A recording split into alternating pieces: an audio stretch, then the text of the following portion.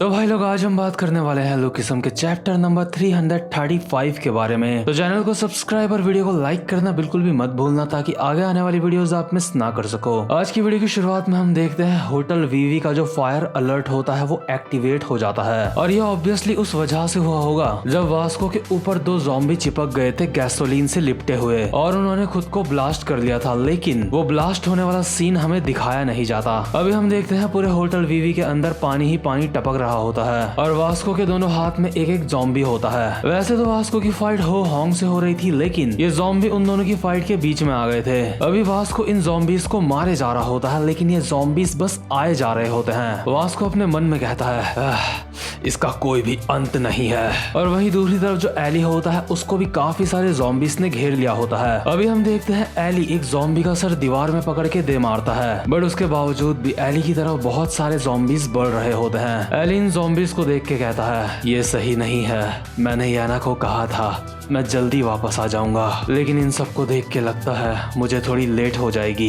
इसके बाद हम दूसरे सीन में देखते हैं जो लाइनमैन और जेरी होते हैं, ये लोग भी अभी इन ज़ॉम्बीज से फाइट कर रहे होते हैं। लाइनमैन ज़ॉम्बी के मुंह पे एक मुक्का मारता है और कहता है हे भाई लोग क्या तुम ठीक हो, लेकिन जेरी लाइनमैन की बात का कोई भी जवाब नहीं देता और इन ज़ॉम्बीज को फोड़े जा रहा होता है। जैक भी अभी एक ज़ॉम्बी को जमीन में पटकते हुए कहता है ये सब कुछ देख के ऐसा लग रहा है जैसे कोई डिजास्टर मूवी चल रही है। जेरी कहता है हाँ ये ऐसा लग रहा है जैसे कयामत आ गई है। लाइनमैन कहता है मुझे ऐसा लग रहा है जैसे मैं किसी ज़ॉम्बी मूवी के अंदर हूँ। जेक कहता है जिन्हें हम मार रहे हैं इन्हें दर्द महसूस होता भी है या नहीं। लाइनमैन एक स्माइल के साथ कहता है तुम दोनों को इतने जोश के साथ फाइट करता देख मुझे काफी ज्यादा हिम्मत मिल रही है, वो हिम्मत वो ताकत जो मुझे पता ही नहीं था कि मेरे अंदर है। मैं तुम लोगों से सच में काफी कुछ सीख रहा हूँ यहाँ पे। जेक कहता है बात सिर्फ इतनी सी नहीं है कि हम इन्हें मार रहे हैं, हम इनमें से जितने भी लोगों को मार रहे हैं वो वापस से उठ के हम पे अटैक करने आ रहे हैं। इसका मतलब ये है हम इन्हें मार तो सकते हैं लेकिन हम इन्हें रोक नहीं सकते। यानी कि ये सारे लोग बिल्कुल ज़ॉम्बी की तरह होते हैं, चाहे इन्हें कितना भी मार लो ये वापस से उठ के तुम्हारे ऊपर हमला करने के लिए आएंगे। जेरी अभी एक मुक्का मार के ज़ॉम्बी को हवा में उड़ा देता है और कहता है हमारे पास बर्बाद करने के लिए ज्यादा समय नहीं है, हमें जल्दी से इन्हें मारना होगा। जेक भी अभी ज़ॉम्बीज को पकड़ पकड़ के मार रहा होता है और कहता है हाँ मैं जानता हूँ,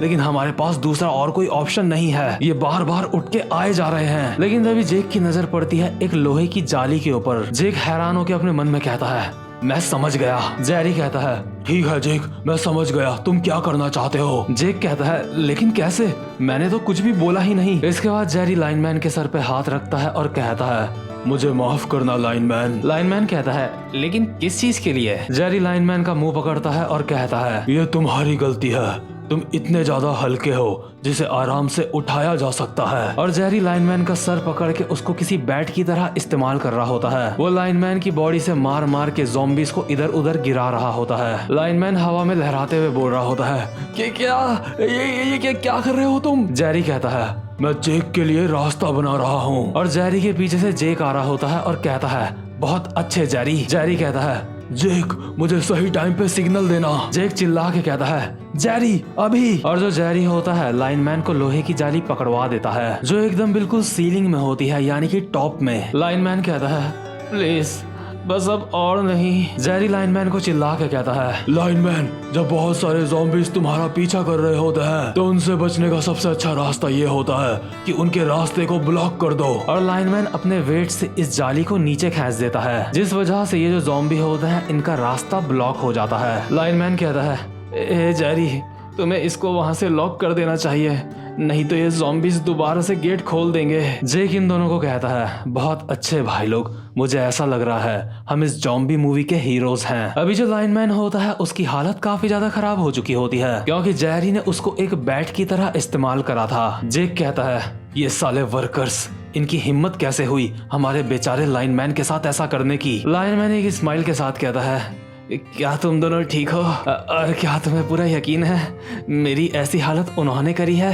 हमें फोकस करना होगा, उनका मेन बॉस अब भी बाकी है। तो खैर इन ज़ॉम्बीज का रास्ता ब्लॉक होने के बाद अब सिर्फ बचता है जाइलंग। जेक कहता है तो जाइलंग हम फाइनली तुझ तक पहुंच गए। जाइलंग कहता है मुझे शुरुआत से ही तुझे देख के कुछ अजीब सा लग रहा था, लेकिन मैंने ये बिल्कुल भी नहीं सोचा था कि इस सब के पीछे तेरा हाथ होगा। जेक कहता है, हाँ पहले मैं ये करना नहीं चाहता था, लेकिन अब इससे कोई फर्क नहीं पड़ता। दरवाजा खोल, मुझे अंदर जाना है। लेकिन जायलंग अपना भाला लेके दरवाजे के बाहर एकदम डट के खड़ा होता है। जायलंग को देख के साफ पता चल रहा होता है कि वो किसी भी कीमत में दरवाजे को नहीं खोलने वाला। बट इतने में जो वीवी होती है खुद ही अंदर से दरवाजे को तोड़ के खोल देती है और कहती है, ये खुल गया, मैंने तुम्हें कहा था दरवाजा खोल दो, नहीं तो मैं इसको तोड़ दूंगी। आखिर तुम मुझे बाहर क्यों नहीं आने दे रहे थे? आप में से कुछ लोग सोच रहे होंगे कि नाजुक सी वीवी ने दरवाजा कैसे तोड़ दिया। तो ये बिल्कुल सिंपल है, उसने लोहे के एक औजार का इस्तेमाल करा जिसका नाम होता है रिंच। अभी जायलंग बहुत ही सीरियसली वीवी की तरफ पलट के उसको कहता है, मिस वीवी प्लीज आप अंदर चली जाओ, आपको किसी भी बात की चिंता करने की जरूरत नहीं है, सब कुछ सही होगा, और अगर नहीं भी हुआ तो मैं ध्यान रखूंगा कि हर चीज को सही कर दूं हर बार की तरह। प्लीज आप अंदर ही रहो, मैं आपके पास जल्द ही वापस आऊंगा। और जायलंग के पास जो भाला होता है उससे वो दरवाजे को ब्लॉक कर देता है। जायलंग अपने मन में कहता है, हर बार की तरह इस बार भी मैं आपको कुछ नहीं होने दूंगा। जायलंग दरवाजे को ब्लॉक करके उसके सामने खड़ा होता है और कहता है, तो तुम वहाँ अंदर जाना चाहते हो? ये बिल्कुल सिंपल है, अंदर जाने के लिए पहले तुम्हें मुझे जान से मारना होगा। जेक कहता है, तुझे पता है जब मैंने तुझे पहली बार देखा था ना, मुझे तब से ही फीलिंग आ रही थी जो कुछ भी तू कर रहा है ये सिर्फ वफादारी नहीं है। क्यों, मैंने सही कहा ना, ये वफादारी से कुछ बढ़ के है। इसके बाद हम देखते हैं जायलंग के पास्ट का सीन जिस वक्त वो छोटा था। जायलंग के अगल बगल अभी उसी के उम्र के बच्चे पड़े होते हैं जिन्हें जायलंग ने ही मारा होता है। एक बंदा जायलंग को कहता है, जीतने के लिए तुम्हें बधाई हो, 108 आवारा लोगों में से तुम अकेले एक विनर हो। तुमने अपने भाइयों को भी मार दिया जिनके साथ तुम पले बड़े थे, और अब तुम्हें अधिकार मिलता है। सुन बिना नाम वाले बच्चे, मैं तुझे किसी से मिलवाना चाहता हूँ, कोई ऐसा जिसकी तुझे पूरी जिंदगी भर रक्षा करनी है, कोई ऐसा जिसको बचाने के लिए तुझे अपनी जिंदगी को भी कुर्बान कर देना है, और वो है मेरी बेटी वीवी। मतलब जो जायलंग होता है उसकी जिंदगी बचपन से ही वीवी के नाम हो चुकी होती है। अभी हम प्रेजेंट मोमेंट में देखते हैं जो जायलंग होता है वो एक घुमा के रैपट मारता है लाइनमैन के मुंह पे, और ये रैपट इतना ज्यादा खतरनाक होता है कि इससे लाइनमैन का बेबलेट बन गया होता है। लाइनमैन घूमता हुआ टकराता है सीधा एक दीवार से और वहीं जमीन में गिर के नॉकआउट हो जाता है। अभी जेक को ये सब कुछ देख के काफी ज्यादा गुस्सा आ गया होता है और वो जायलंग से फाइट करने के लिए जा ही रहा होता है, लेकिन तभी जेरी जेक के सामने आता है और कहता है, जेक आखिर तुम इससे फाइट करने के बारे में क्यों सोच रहे हो?